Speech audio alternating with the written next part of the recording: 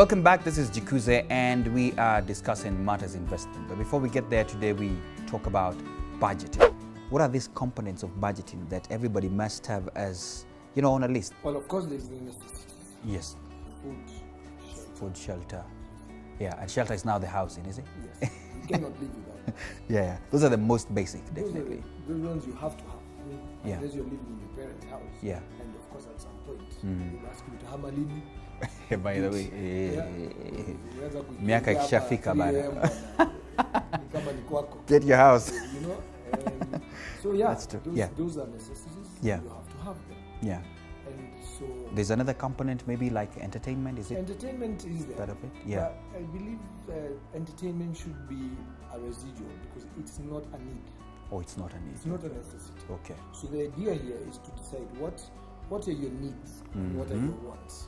Oh yeah, needs and wants. Yes. Differentiate that. Differentiate that. So even in buying, sometimes, do you need it? Do I need it? Or is just a want? That's a question you need to always ask yourself. Okay. Do I need it? Okay. Because I see someone has 15 pairs of shoes. Yeah. And sometimes I've even seen people. And they'll still buy. The hawker just pops up and they're like, I need an extra one. Absolutely. I've seen people even create money for investment. I would have mentioned names, but not now. By going through certain courses we do on wealth creation and saying, just go in your house and go through your closet. Oh yeah. And look at anything you haven't worn or put on for at least 3 months. It's not necessary. Quite a lot, I know guys, and I watch especially Europeans, when they travel, as guys will come with like 6 bags. Loads back. And you're here for a weekend. Yes. Or you're just going to the coast, man, but it's a huge bag. Huge bags. Yeah. This guy has like a small bag. Yeah, and a short. 2-3 white shirts. Yeah. 1 suit. Yes.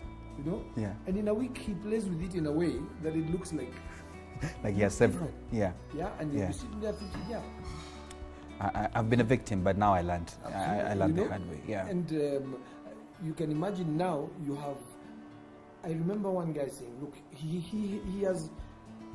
the kind of character who likes to have very expensive stuff.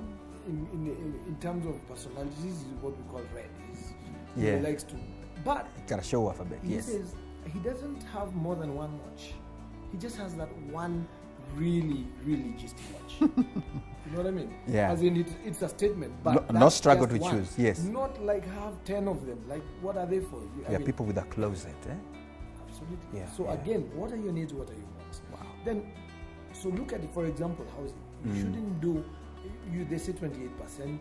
It's not that much different from 30%.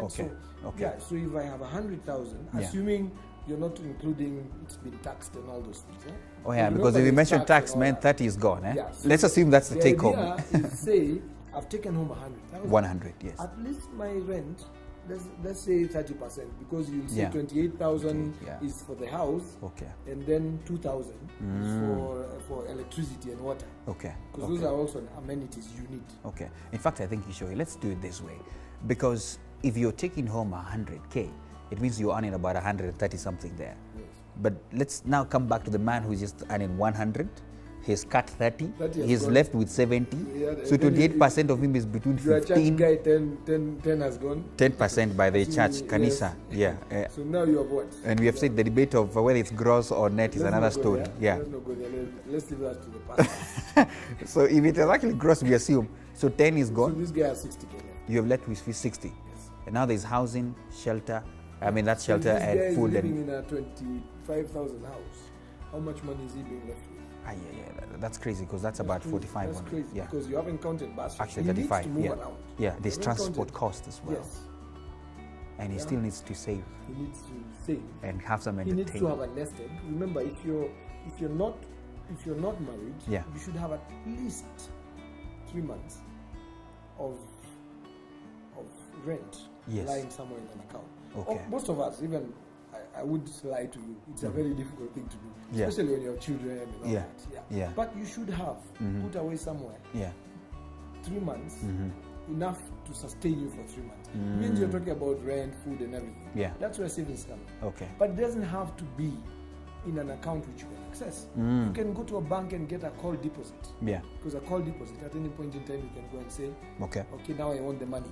Yeah. Or an investment which is liquid. You can buy a share or something that you can sell quickly and take the money out. So, it doesn't have to be liquid cash. Yeah. I just calculated that, 70%, if I'm going to do 30% of rent, that's about 21K. So anybody who is earning 100K and is living past the 21K gap, then you're headed in a wrong direction. My you haven't now gone for clothing. Okay. We haven't talked about that. We have not talked about clothing at all. And bought your food. There's food as well, which is a big expense now. And unfortunately, we Nairobians believe you have to eat in town at a gist restaurant. And on average, where everybody will know you eat at. Okay. See? And that's why in a lot of economies, people who have come from cultures who have been with money for a very long time. Look at India, they have that Dabawala system. Almost 90% of people in Bombay get their food delivered from home. From home. Okay, that's interesting. Yes. Yeah. Food is brought to your office from home. As guys kubeba bag. It's not cool. It's not cool. So again, we come back to the issue where you at least I carry my sweet potatoes. So, Visho, is it wise to say? Okay. Is it then wise to say that whatever money that you're earning, you need to sit down with yourself and do critical budgeting? Write it down. Yes. Right. When you write things down, they actually come out more. If you don't, well, I know we try to. You see, when it's in your mind, you can quickly change it. Let me just pick that up. Okay. It's not. And I like nowadays. I see more people, especially now when the economy has been a bit slow. I've seen people in the supermarket. Yeah, with a list. With a list. Yeah, I've seen that too. Yeah. Because then sometimes you start realizing that buying things bulk is cheaper than buying. Oh yeah. In the small portions. For example, at some point I even realized it was cheaper to buy. There's one brand of diapers. We cannot say names here. Yes. But there's one brand of diaper where it is cheaper to buy the one with 8 diapers in it. Okay. And it's the same than brand? To buy the one with the bigger one, the medium one. Okay. So if you're not buying the really big one, which has, 40 something, the really big one. Yeah, there's one with even 72 that one is something. cheaper. But the one which is medium was like so many shillings more than if you bought 4 or 5 of the small ones. So you're better off looking at the bigger picture. Because you didn't go with a calculator and look, okay, these are 8 diapers for how much? How much am I buying one diaper? Then when you calculate that, you realize, there are holes there.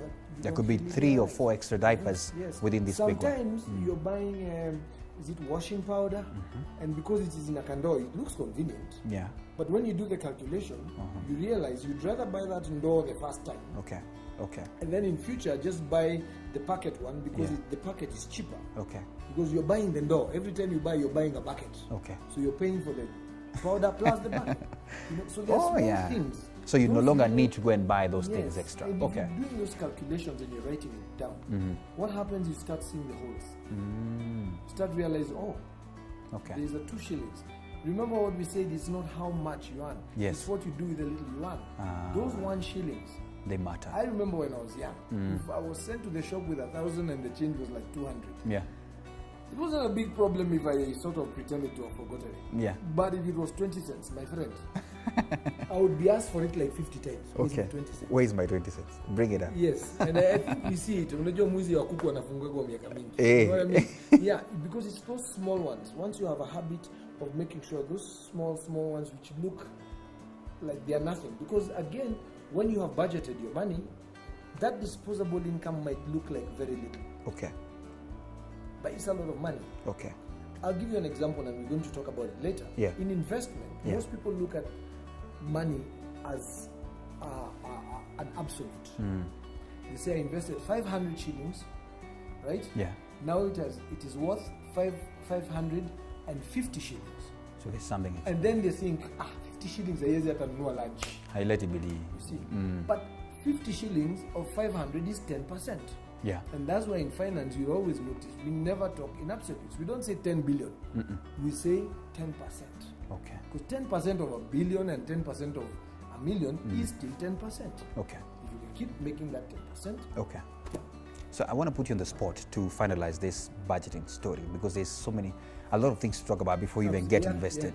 What would you tell someone who's watching now, wondering now, wow, this is good information, but what is this one sentence you can summarize this whole budgeting thing that you need to do this? I mean, we're in a digital age. Yeah. Go on the internet. Yeah.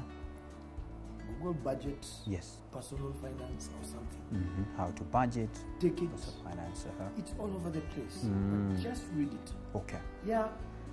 There are small things. You can spoil yourselves once in a while. I mean, you can say, don't be too stingy on yourself. Yeah, I've budgeted for 6 months. Yeah. This month, but okay. Create a habit. It takes 21 days, I think, to create a habit. Wow. Okay. So once you create a habit, okay, it becomes habit. Okay. You will always do it. Okay. Yeah. After I learned how to do this, I know when I walk into a supermarket, it's in my head. I know what I'm buying and why I'm buying it. You know. Yes. Okay. Avoid the spontaneous. That makes sense. So take some time, think through. Just read about basic budgeting, then we can now get into investing. Thank you so much for joining us. Next, we get now into investing. Show it.